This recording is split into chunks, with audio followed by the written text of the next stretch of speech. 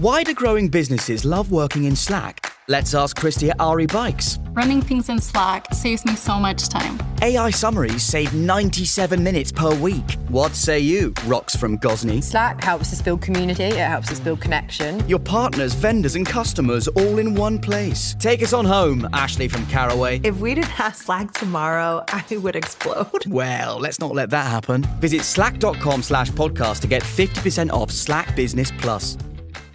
But the reality is we don't talk about leadership and people management and how we're growing teams and stepping outside of the business and getting outside perspectives from people that are not so in the weeds of the day-to-day challenges, I think is one of the most impactful things to a leadership journey. I talk to a lot of organizations with high volume hiring and the different challenges that they face. And two of there's a couple of challenges I hear consistently. One is, Spanish language capability.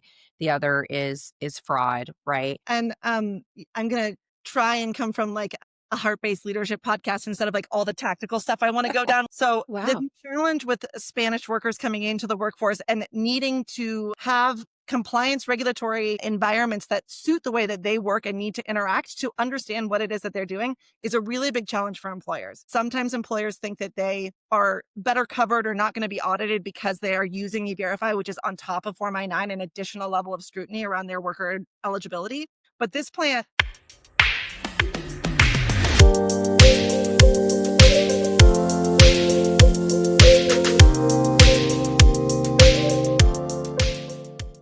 Hi, I'm Christy. I'm your host for Inside the C-Suite, where execs get real about leadership, impact, and what truly drives high-stake decisions. I'm super excited to have Chapelle Ryon, Workbright CEO, in the studio today.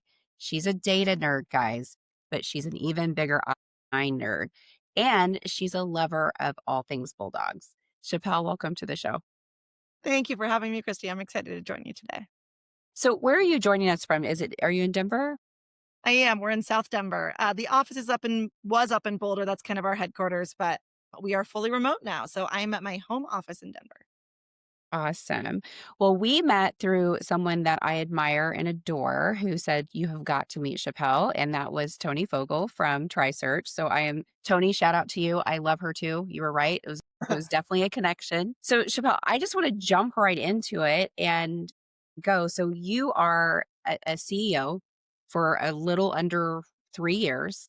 Mm-hmm. And what's that like? I'm in year 3 and it is way more challenging than I thought it was going to be. I always reflect back as Dave Secunda, our original founder, and I were talking and moving towards this transition. It was about 2 years when he first presented the idea to me. I was in the COO role. We had a visionary integrated relationship. And he was like, hey, this next phase of the business as we're scaling towards 20 million ARR really needs system, structure, growth, the things that you're uniquely suited to do. Over the course of those 2 years transition, he was really letting me run the business, right? And I thought I had it. When he was ready to move to his executive chair position and I was taking over, I was like, yeah, I've been doing this for 2 years. I can do this.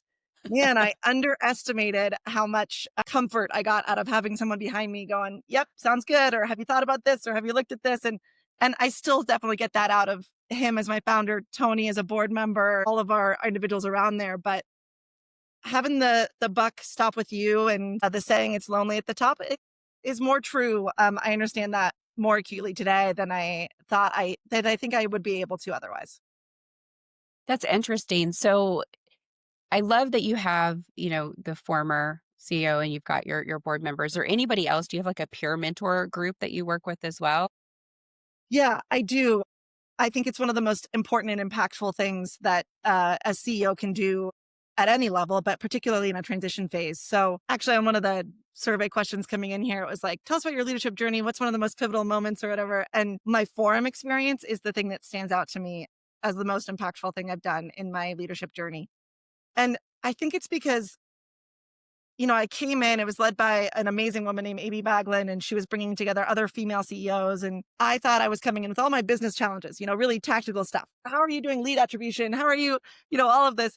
And the women in there were just very diverse in their past experience. There was some, therapy workers, there was lifestyle businesses, there was all kinds of things. And I very much came in with like, oh, am I going to get what I need out of this? No, I did. I got even more than I knew that I needed through the connections I am in a different forum group with an organization now with CEOs that are a little similar to the space so that we can talk about challenges. But the reality is we don't. We talk about leadership and people management and how we're growing teams. And I think, I've worked with executive coaches one-on-one. I've worked with them in team settings. I've worked with them in forum. Stepping outside of the business and getting outside perspectives from people that are not so in the weeds of the day-to-day challenges, I think is one of the most impactful things to a leadership journey.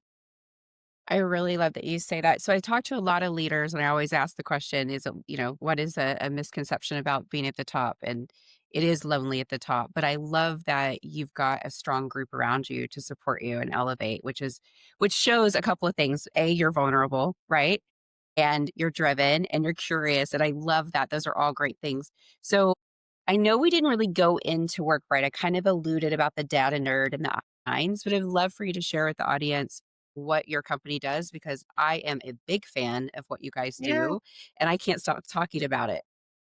Thank you. Yeah. So Workbright is an employment compliance SaaS solution. We specialize in Form I-9. We have an industry leading product around Form I-9. It seems like this simple PDF when you see it on the face. Every other leader that is talking to you on this podcast or listening to this is familiar with it because every employee needs to fill it out. But man, is it complex. And it is this one PDF that can put your business in a lot of hot water.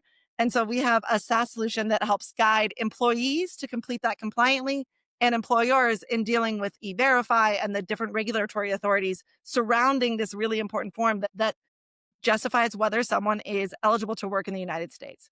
So we really double down in that. We stay in the compliance space of HR and really see compliance as a strategic initiative for companies instead of a cost center. And we help partner with HR organizations so that they can make the case for buying technology and investing so that they can get back to what they love to do, which is working with people and not all of this compliance and paperwork. We're going to take that burden off of the HR administrators. I talk to a lot of organizations with high volume hiring and the different challenges that they face. And two of there's a couple of challenges I hear consistently. One is, Spanish language capability. The other is fraud, right?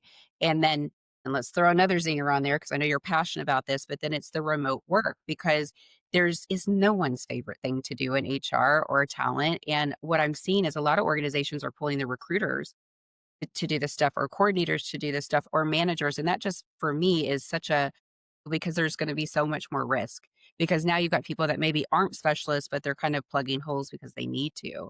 So can you talk a little bit about, the remote work, the Spanish piece, the fraud piece? I know it all rolls up into a nice bow, but I feel like you guys solution that challenge. Yeah. And I'm going to try and come from like a heart-based leadership podcast instead of like all the tactical stuff I want to go down, which is very much my tact. The Spanish one is a huge one right now. We are seeing an increase of audits for employers that are using the Spanish form of the I-9. You're only allowed to use that if you're in Puerto Rico. So Wow. the challenge with Spanish workers coming into the workforce and needing to have compliance regulatory environments that suit the way that they work and need to interact to understand what it is that they're doing is a really big challenge for employers. So we can do that with some wizards and some things where we're layering on instead of the actual version of the form. So there's some technologies associated around that, but this is not what this podcast is for. AI is one, right? I mean, we have seen, there was just a case in Omaha where a plant that used E-Verify, which is so interesting they were using E-Verify because sometimes employers think that they are better covered or not going to be audited because they are using E-Verify, which is on top of Form I-9, an additional level of scrutiny around their worker eligibility. But this plant was audited, were using E-Verify compliantly, and they had a huge raid, over 20 people deported because of identity fraud, which was enabled by AI. So we had a poor marketing employee that I'm pretty sure is on some watch list somewhere because we said, hey, go out and vet this and see like how easy is it to create these fraudulent documents to take a real social security number that would pass E-Verify because it's a real but it's not you, right? And it is under 10 minutes, under $15 to create these documents. And DHS has come out and said, we can't really tell the difference. So what we did is we kind of like looked at some of these challenges and said, how can we help employers with them? We have document verification worked into our product. So when someone's submitting a passport or a driver's license, we can pick up meta discrepancies that this was not an original document. There's been something that's been altered on it. So there's really creative technology things in here. And I just want to say, coming back to kind of like my leadership journey in this, you can feel my passion. You called me an I-9 nerd. I am. I'm not an immigration I-9 nerd. I love making complex things that shouldn't be so difficult a lot easier. And so that's what gets me excited about this is like, ooh, there's a pain point. Like I have a rule for myself in all things. If I do anything for the fifth time, I find a way to automate or outsource it. Oh, yes, I love that. And so like You're a problem solver, Chapelle. That's what you are. I think I'm That's just what it bored. is. I think I just don't want to do the same thing all the time. It's probably an ADHD thing or something. And you That's know, your superpower. it's a superpower, right? Like even the dishwasher. Like if I'm that's something that you can't automate or outsource. It's something that I, as the wife and mom of this household, have taken on as my responsibility. But I do time myself and see how fast I can do it every time to see if I can beat my score, just because I need to gamify it in some way because I can't automate or outsource it. I think we just became best friends. I really do. Like, I'm not even kidding. So okay, it drives me crazy in the dishwasher if it's not full because I feel like that's wasteful of water. Yes. And then it drives me crazy if they're not like kind of scrubbed right before they go in because I feel like that's lazy. And so I try to get as many dishes in there as possible to use as least water. But I'm also the chick that goes to the grocery store and I look at the lines and I choose one and then maybe my partner goes in the other one and we see which one goes faster. Everything's a game. So Yep. I love that you're competitive with Yep, I yourself. love it. And that's a little divergent from your question, but I just want to like illustrate this whole idea that like what we do at Workbright and these challenges that you're talking about for leaders in compliance, what I get excited about and what our solution does is really like take the burden of this off of employers. These are real things that put the company at major risk. And employment compliance is really about earning the right to scale, right? Like it safeguards our people, our reputation, our future, so that we can go do the things that are going to drive the business forward. And so that's where I get excited is helping take those off of employers and AI, Spanish language. Like, how can we address these challenges specifically around 499 and other areas of the compliance landscape with employment is where we get really excited as a company. No, I love it. And there's so many HR folks out there that are just really nervous and scared that they're going to mess up. And frankly, there has been so much fraud and people have been impacted and let go because of it. So it's interesting to hear you say that DHS can't tell the difference sometimes. And with your technology, and I have had the opportunity of being on pitch with you guys and seeing how your technology works. And guys, it's really cool. There's a great little photo of the rock and it looks like a real passport, except he's kind of going like this. But it's funny, but it's not. But it's such a great technology, and I would have loved to have had it when I was leading organizations. And every organization I talk to, I tell them about you guys because I think it's just really cool. There are companies that literally are spending 4 hours a day doing something that you guys automate like that. And when you think about you're putting these, we talk about culture, right? You're putting these people that love people and you're forcing them to do administrative work that's not fulfilling. It's the only way I can say it, but it needs to be done. And that's where it's magical. But Chapelle, I know that you're look, I've met most of your team and they're lovely and they're very quirky and great. James, Sam, Lauren, Andre, all of them are just amazing people. But how do you get that band of weirdos to come together and how are you guys thriving because you guys have such a vibe. Yeah. I appreciate that. And I agree. We have a really strong set of core values that we hire and fire against. And I'd love to talk more about those. I'll say, like, for me, at the end of the day, what I say is like, I want to come into work every day ready to solve the challenges of the business with the people around the table. Like, that is where it stops for me. And we have core values that help us define more in that, right? So Mhm. we're trusted guides, we're ambitious achievers, we're caring peers. We help define what that looks like. And then we operate the business on EOS, Entrepreneurial Operating System. And so there's a whole infrastructure for the way that we do hire and fire against those. And only one time in our company history have we changed those core values. And it was because we let someone go Mhm. and we have a criteria that says, like, the way that we performance manage, if someone's not living up, that says, where in these core values was this person not living up? Because there's right person and there's right seat. And seat we can change, right person we cannot. And Mhm. so we were letting this person go because they weren't a right person, but we couldn't really point to the core values and say, where is it that they're not lining up here? It seems like they're doing okay here. And the one that we added in was ambitious achiever. because this was a awesome person to work with. And I liked solving challenges, but we wanted the top of the top of performance and driving people forward with an entrepreneurial attitude, Right. meaning this isn't my job description at Workbright, right? Like we are building a company together, and it may not be in your job description, but if we don't have someone else, how can you work to fill that? Or do we find something else in the organization? So it was that entrepreneurial attitude and ambitious achiever that we were missing in that core value. And we brought that in, and it's really helped accelerate and find the right people.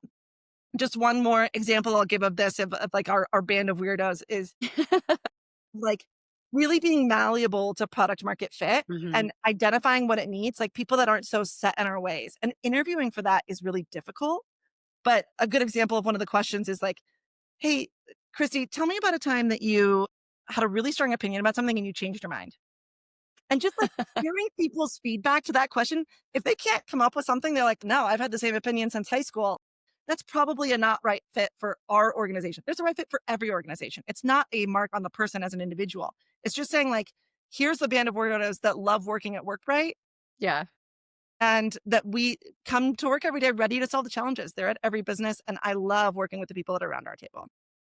I think that's really interesting. So I had a situation the other day. Look, I'm in the startup life. It's rough. It's fun. It's gritty. You wear 5 different hats. You are growing to scale, which is beautiful to see that you guys are doing so well. But it was an interesting thing because the individual needed to book meetings with senior stakeholders, and the senior stakeholders were so frustrated. I was one of them because literally no bathroom break. Like meeting, pitch, pitch, pitch. I'm like, when am I going to eat, or when am I going to go have a bio break? And she got really it was funny. She got really frustrated, and she goes, well, nobody has time. And I go, there is instances where 2 people can be right about the exact same thing, but it could be 2 totally different rights. I said, we're in one of those instances, but the great thing is we're in it together. We're going to get through it together, and it's going to be okay. I'll just have water over here to this side, and I'll eat a protein bar. We'll get there. But you're right. It takes a certain type of mindset, right? And I have worked with your team, and they definitely embody the culture you're speaking. My interactions with them, 100%, hands down. Well, Yeah. and that one that you're identifying is such a good one, and it's caring peers. And in the way that we word caring peers, we talk about like caring peers to each other and then also to ourselves. So Yes. we have a bunch of things. We're a B Corp, and so we have a bunch of initiatives around our volunteer days and some of those things. But where this always stands out to me and where I have to remind myself of this is the exact scenario you're talking about. The types of PII that we deal with, we take security very seriously. It's the number 2 thing we do: compliance, security, and then speed and throughput. And so every year we go through a half-day critical incident simulation where we hire actors, we inject stuff in the code to make sure our engineers, if something were to happen, could find it. And we'll hire people to really put the CS team under stress and do the whole thing. And I remember the first year that I was like leading through this, because of course our CEO is always on a plane, unavailable at the time, because they're the ones that created the exercise and want to see the way the team responds. And I was seeing it for the first time. And that was the feedback that I remember Dave, our founder, gave to me. He was like, you did a great job, but it was all way too tactical. Like when these things happen, they're going to be hours, days. Like, how are you looking out for the people that are involved in it that are also feeling the stress to say, Christy, when was the last time you had a bathroom break? Like, does that allow you to show up better in this incident if you had some time for yourself? Why don't you go take a walk? We have now a product that always says, I'm going to go touch grass for a minute. I just love that. It's like, what do I need to do to set myself up to be able to come as my best self?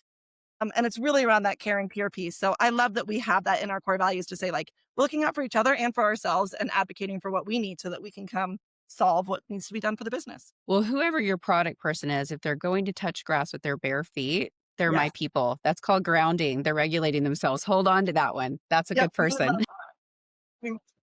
Yeah. That's so great. And I'm remembering you asked me a question about the remote culture piece that I didn't answer. And so I'll just say, like, from the 2 hats that I wear, from the I-9 side, man, huge challenge for employers. We leverage this kind of little used part of the I-9 process called authorized representative. And it was not used for a long time. It's been in place since the beginning of I-9, but it was hard because the individual doesn't have to be someone that's a member of your HR organization. I think that's a misconception for a lot of employers. It can be anyone, but of course people haven't used that because how do I know that it really happened? Thing one. And how do I know that this person that's reviewing the documents and signing off on section 2 is actually knows what they're doing and knows how to review these documents? So we kind of thought about that challenge differently. And we use a bunch of technology, geofence, to put two people together. Someone can elect their own authorized representative. They can send them a text message. That person, we then get their 2 IP addresses so we know that they're together. And then we give them some training and then they can complete Form I-9.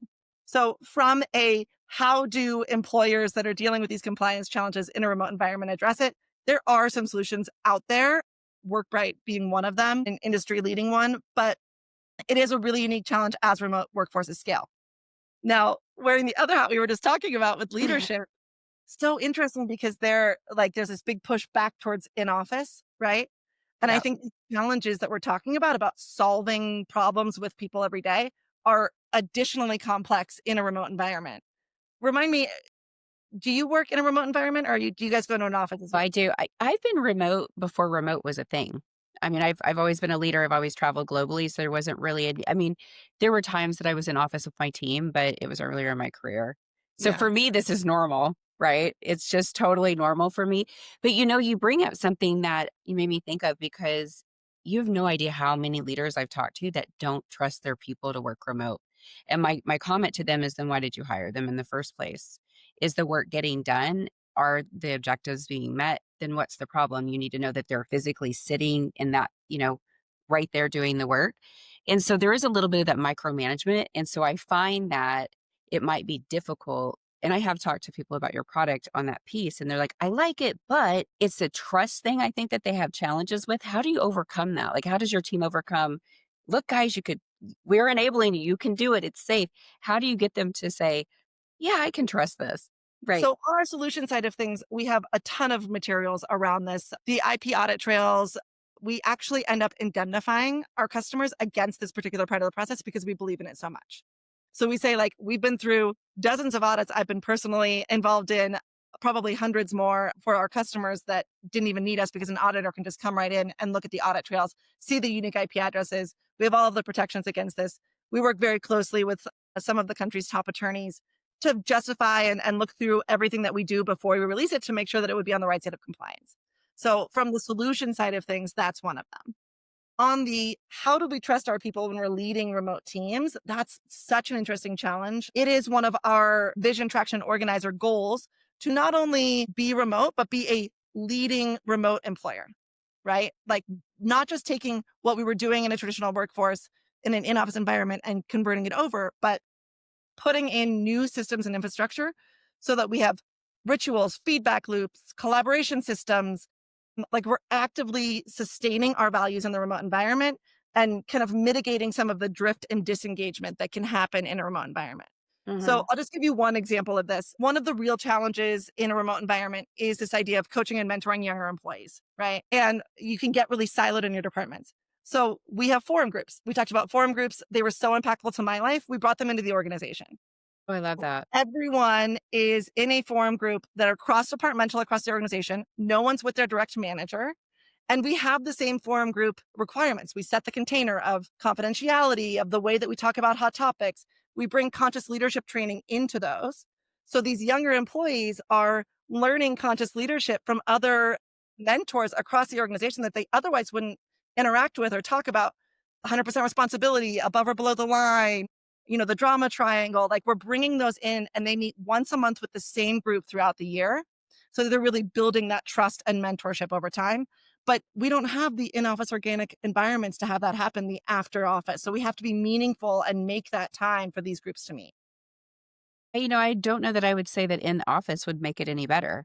I think the way that you have it structurally is absolutely brilliant. And I do a lot of these interviews and I've interviewed a lot of coaches lately. And I can tell you, you're like, ding, ding, ding. You're doing everything that they would recommend, which I think is fantastic. And it's, we've got a multi-generational workforce too. That's the interesting thing. And then you've got everybody that has opinions about every generation, everything. Everybody has opinions. But I was in a client meeting in California last week and I about fell over because the gentleman said, well, these young whippersnappers, they just don't have the grit or work like we used to. And I thought about that because my boys are, 30 and 32.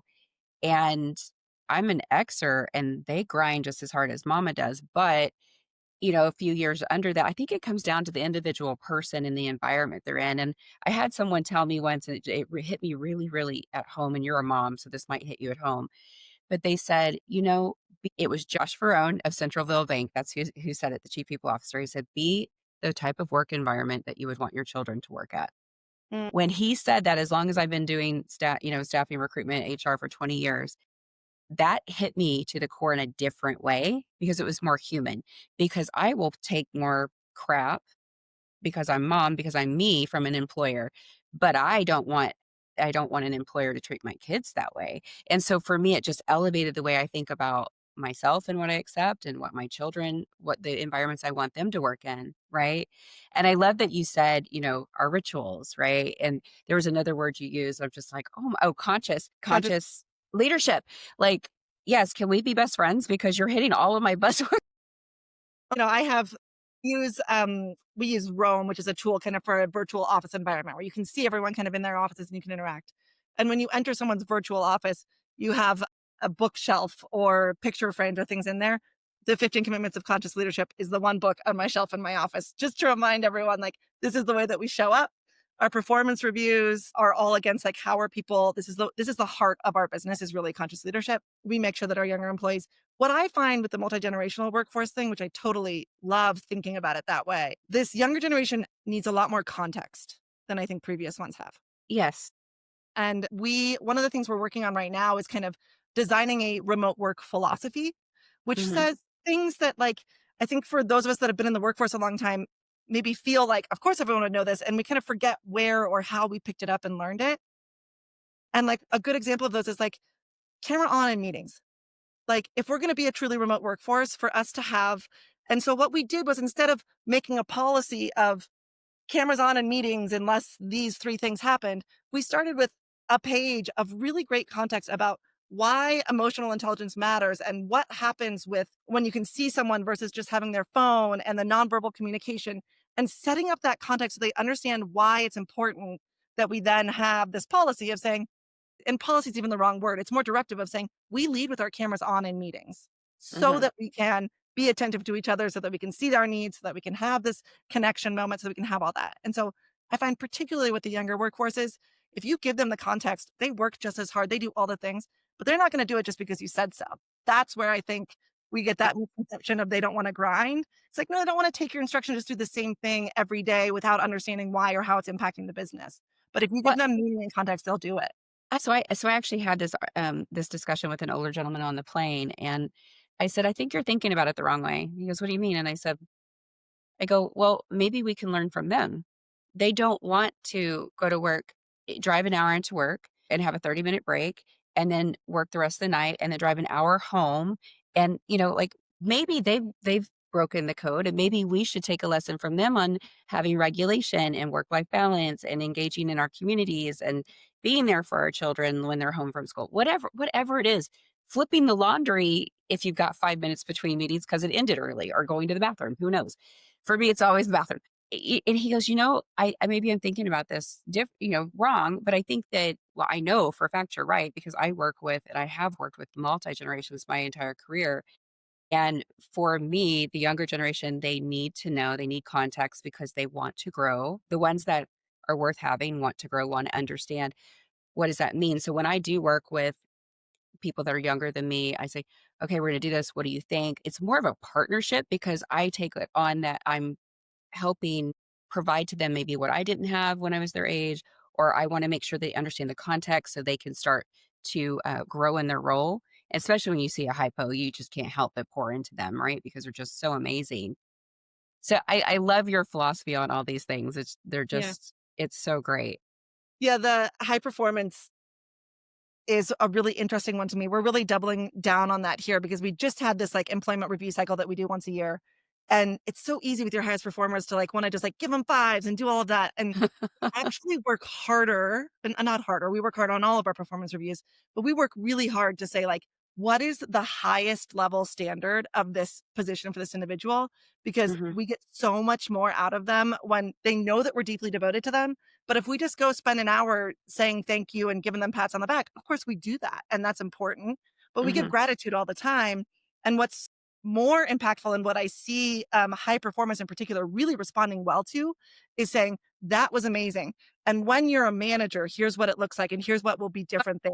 Get And it. how do we get to that? And here's where this gap. Yes. We have a full competency matrix for the different levels that we have at the organization. So people understand, maybe you're a manager now, what's different about what I'm doing as a manager versus a director? And we can really coach towards that for our high performers. And I always know, people get excited about performance reviews when they know that we are deeply devoted to their careers. And so like, that's what we're doing here is we're telling you what the best version of this position looks like. And you're probably there on some things. And here's the gap so that you can really get to the full valuation of that. It's not lip service, which is what I'm feeling from you, right? And so the second it's lip service, you lose trust, and then you just start creating cancer in your organization. So Ruth Gauthier is the Chief Learning Officer of Cornell University. So she has a theory, and I loved it, and I think it's going to resonate with you. But she said, why is all these behavior performance reviews over time, why is it always an average? Why is there an average? You're either below or above average, right? And she's like, she was talking to me, and I said, well, average is the floor. And she goes, exactly. So you don't ever want to, there should not be a below or above average. Average is the floor, right? And so when you look at it the way you're talking about it, to me, it's the floor. How do we get them even higher? So average is not okay in Workbright, is what I'm hearing. It is the way that we've said it, which I do love that. And the other thing is like 7 skill businesses, like your 5s, your 4s, you're performance managing them. You're saying maybe there's an all right fit for the organization. Maybe something happening here. Your 10s, they're killing it. It's the 7s that are like, yeah, this is good enough. It's that average, right? It's kind Yep. of like, this is where things are, it's not bad enough to do anything about it, but it's I'm certainly comfortable. could be to be driving it forward. So Yeah. we've been doing some work around this just recently of saying like, where are the 7s? And that's not people, that's processes, that's Mhm. that's like, where's the 7s across the entire business is more the way that we're thinking about it, right? I think that's the best way to think about it. I like it. Yeah, It's it's good. cool. So, all right. So you're wildly successful. You have a band of weirdos. And if the band of weirdos actually listen to this, I love you from the bottom of my heart, every one of you. um, but what keeps you sane? So you said rituals. I'd really like to dive into that because as a leader, what I find is that if we don't regulate ourselves and like take time for ourselves, we don't show up the way we're meant to show up. So what rituals, how do you regulate yourself? Like who's in your corner? Who's keeping Chapelle like on the straight and narrow? You're catching me at an interesting time because I actually was just talking to my husband the other night about how I've lost some of my rituals and how I can feel that creeping up in the way that I'm able to show up, my anxiety levels, my sleep. Like I can feel when I'm getting a little off track. And it's summer and I have a 7 and a 6-year-old and we're camps and we're out of routine. And I am just a person that does better when I'm in my routine. Mm-hmm. So I will say the thing that is going well for me right now. So the rituals when I'm doing my best, it's working out, it's journaling, it's a lot of gratitude, right? The thing that I do that I love most is like at the end of the day, my husband and I, instead of saying like, love you before we go to bed, it's like, I loved you today because, and it like forces you to be grateful Well, I like that. in that day as opposed to just generality. And sometimes it's harder than other days to think of something that I really thought was great that I day, love you because your shoes are tied. but I can always find something, right? These are always surprises to me of like, oh, I didn't even think about that in that way. So those are the like daily rituals that I do. What I am doing right now for myself and that I love so much is gardening. It's just a different world than here behind the computer all day. Getting out, soil, a good podcast in my ear, and just like working with my hands is something that I love so much. And the one funny story I want to tell on this, because I was talking about the impact that first forum group had on me without giving you like an example of how that was. And it is my gardening. So I love gardening. I'm a farmer's granddaughter. I think it's kind of like natural in me. And over COVID, because we all had so much free time, my thing was I started a master gardener course online through Denver Botanic Garden. It was me and 8 other, 80-year-old women that couldn't figure out the Zoom camera, but we got into gardening and we were in it. And I started on this master gardener course. And I remember when COVID let up and I was joining that first forum group and it was my turn for a hot seat. And I brought forward this exact challenge, work-life balance and how do I do these things? And I brought this thing forward of like, I was doing this master gardener course and I can't find time for it now. And what am I going to do? And I was expecting them to all say like, well, that's the thing you do for you. You should prioritize that and blah, blah, blah, blah. And the response they gave me back that was so impactful was like, okay, but why do you need to be a master gardener? Like, if this is just a hobby that you love, do you think you could just go garden and maybe there will be another time that you can like what? And it blew my mind, Christy. It had never. I literally think we are best friends. So I am a farmer's granddaughter. I also got into gardening during COVID. And you know what it is? It doesn't talk back to you. There's a vibration. Yes. And if you love it, it grows. Like it's just so simple. It's just so simple, right? And it's you can like, I get like that too. You've met my wonderful, lovely manager, COO, Yeah. Theo Rocco. Shout out to you. But he tells Yeah. me all the time, he's like, would you just please chill, just breathe, just relax? Because I'm such a hard charger Yes. that I don't turn off. And I think it's expected. And it's like, no, you need to chill and relax. And I'm a freaking yoga instructor, meditation coach. I mean, I should know better. I do know better. But in business, because I'm a hard charger, I just want to go. So I have to remember my partner and I painted our patio furniture the other day, 3 hours. Both of us put some music on, put some mask on, gloves, and we just spray painted the whole thing. And for 3 hours, we got done. And it was like, that was such a great day. Who Right. says that in the heat, spray painting the like furniture?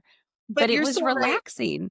Yeah, Christy. I mean, I thought we already were best friends, so I guess we could laugh at that.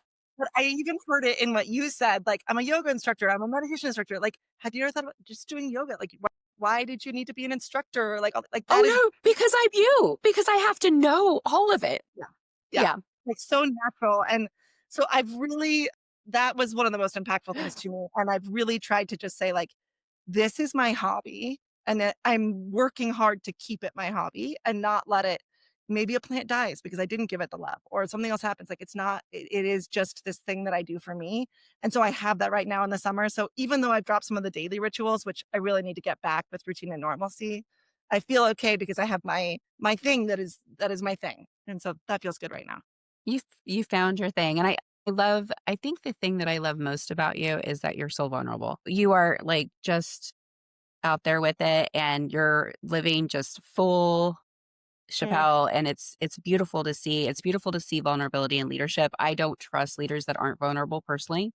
I know that there are times that you kind of need to, smoke and mirrors for obvious reasons, but I think vulnerability in leadership is just one of the best things that we have.